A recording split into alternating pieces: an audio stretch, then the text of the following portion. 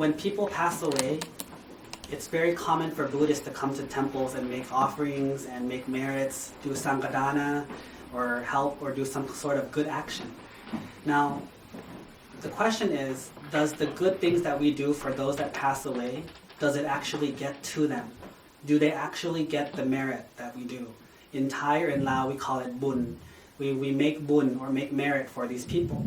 Do they actually get it? Well, here's the story, is that they either do or they don't. Some of them do get it, and some of them don't. How do we know? We don't know personally, but the way that it works is like this. For the people who die and have a lot of merit already, it's like they're being very, very rich. If you want to give them $100 or $200, they already have $1 million. They don't care. So it's the same thing, like if the person that you love dies and goes to heaven or has a really good rebirth, they don't need any merit from you, nor do they want it, because they're already happy. They're already in a good place. So the merit that you do doesn't reach them because they don't need it. It's like if one of you were hungry and someone were to make you food, you would eat it. But if you were already full and someone made you food, you wouldn't want it. Even if the food is really, really good, you wouldn't want it. Now the opposite is also true. For the people who pass away and have very bad karma, a lot of bad no merit and a lot of bad things they've done in their life, well, the same thing. They're probably born in a really bad place or even in hell, like in a very bad, bad place. Well, it's the same thing for us. Like if we're in a lot of pain and we're suffering and we're hurting really, really bad, even if someone wanted to be nice to you or help you, it doesn't really help you that much because you're in such a huge state of pain that it doesn't matter. Like for example, let's say that you had to go to the bathroom really bad, or you broke a leg or you lost a limb, and someone wants to give you $1,000. Even though normally $1,000 would be a very wonderful gift and be a very nice present to give to somebody. But imagine if you're dying or you're really, really sick. Do you really care about that $1,000? You don't. And so it's the same thing. If they have a lot of merit, they won't take your merit.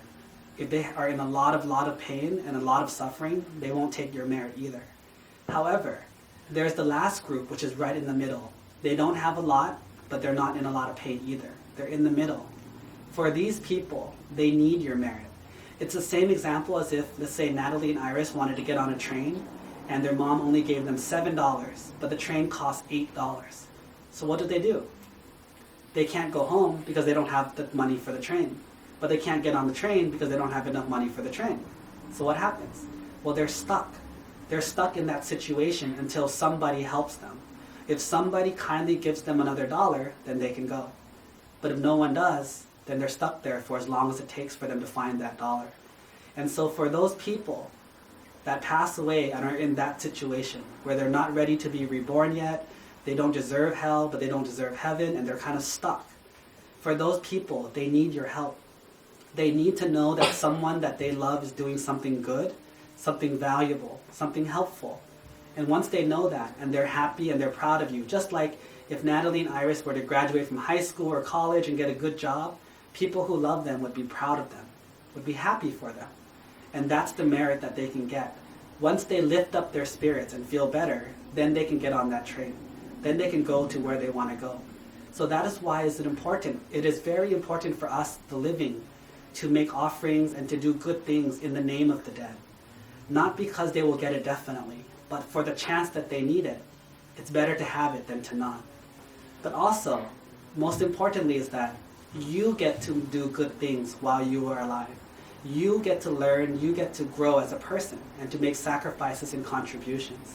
That is the most important, because without that, then in the end, when you die, you will be one of those people who don't have enough. But because you're doing this today, and you're doing this now, most likely when you die, you'll be the group of people that had enough, because you did enough when you were alive.